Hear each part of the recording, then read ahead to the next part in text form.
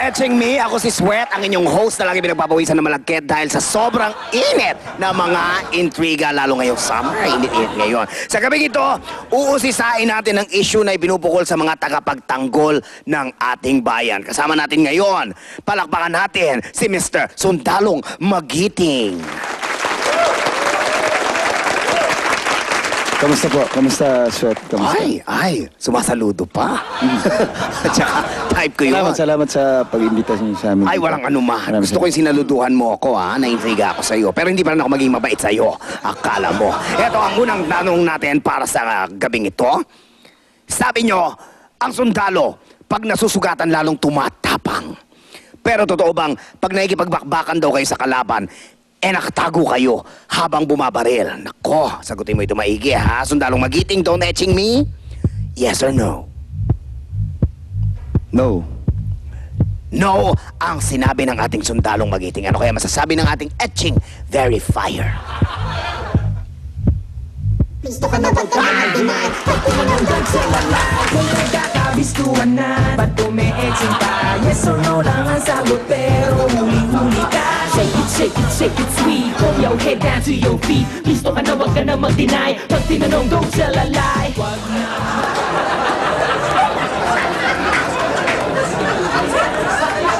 Ay nako! Gosh! You make paliwanag nga, Mr. Sundalong Magiting. Dito talaga ako dahil handa talaga ako magpaliwanag tungkol sa senaryo yun, sa mga sitwasyon na ganyan. Alam mo kasi, kaming mga sundalo, asintado rin kami. Asintado! Asintado kami kahit na hindi kami nakatingin sa mga kalaban. Ang tinatamaan nyo? Tinatamaan din namin. Ay, talaga naman, ano? Opo. Etchusera itong sundalong ito. Hindi po, totoo yun. Totoo Talaga, yun. ha? Opo. Okay, tingnan nga natin kung tatamaan mo itong susunod na question natin. Marami ng mga babaeng sundalo ngayon at ito ay tanggap na ng lipunan, di ba? Napapansin mo, ang dami ng mga girl na talagang sundalo na ngayon. Hindi ko alam yung mga ganyang... Talaga, ha? O sige, pero totoo bang marami rin daw sa inyo na sundalong binabae? Na hindi lang naglaladla dahil baka raw hindi sila matanggap. Sundalong Magiting, don't etching me. Yes or no? No.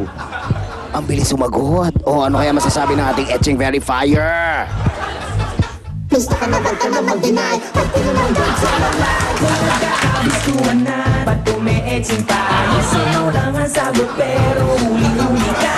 Shake it, shake it, shake it sweet. From your head down to your feet. Gusto ka na wag ka na mag-deny. Pag tinanong, don't tell a lie. Wag na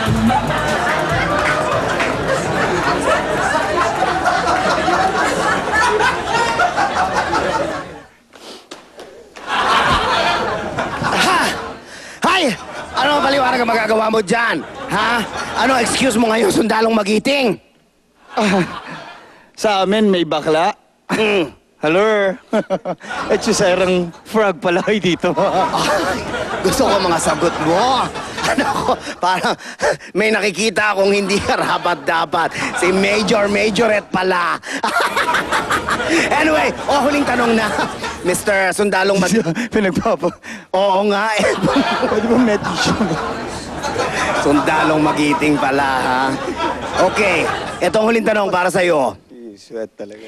Isa sa sinasabi niyong dahilan kung kaya nahihirapan kayong sugpuin ang mga kalaban ay dahil malalakas daw ang mga armas nila. Yun ang laging in-execute sa amin eh. Pero, totoo bang kayo rin daw mismo ang nagbebenta ng mga armas sa kalaban, pati yung mga baril at iba pang gamit nila? Mr. Sundalong Magiting, don't etching me? Yes or no? No. No! Yes. Ang sabi ng ating etching verifier ay... Gusto ka na wag ka na mag-deny. Pag tinanong, don't tell a lie. Kung nagkakabistuhan na, ba't umi-etching ka? Yes or no lang ang sagot, pero huli-huli ka. Shake it, shake it, shake it sweet. From your head down to your feet. Gusto ka na wag ka na mag-deny. Pag tinanong, don't tell a lie. Wag nang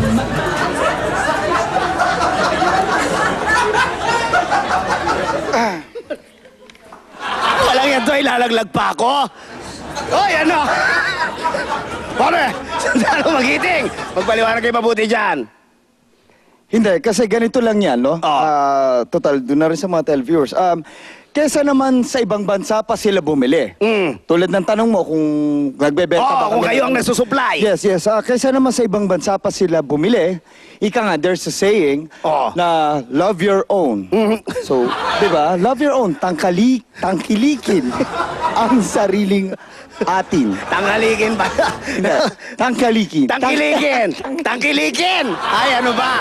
Eto, Sorry. ako na lang ang tangkilikin Sorry. nyo hanggang next week. Ito po si Sweat, ang inyong host na lagi pinagpapawisan ng malagkit dahil sa indigang napakainit. Tangkilikin nyo ang Don't Edging Me! Gusto ka na ba ito na mag-inay? Kung nagkakabistuhan na, bakit may etsing pa? Yes or no lang ang sagot, pero huli-huli ka. Shake it, shake it, shake it, sweet. Throw your head down to your feet. Gusto ka na, wag ka na mag-deny. Kahit tinanong, don't tell a lie. Wag na magmaama. Balita ako, masarap daw yung pagkain dito. Pero ang in-order ko muna, syempre soup muna, yung special. Di ba? Oh, so, Sarap yun. sweet naman. Yan na, yan na. Hoy!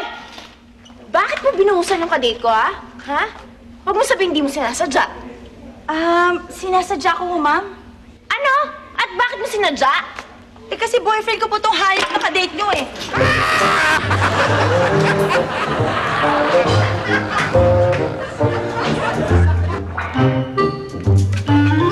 Sir, ito na po yung...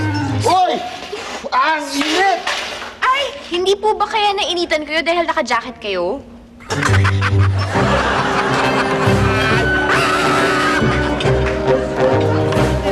Sir?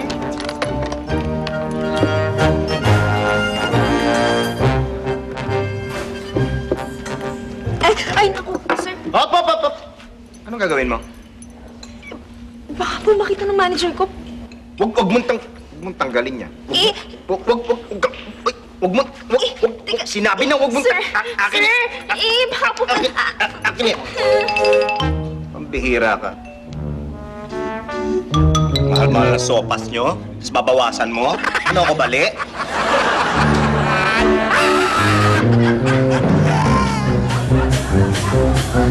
Ba't ganun?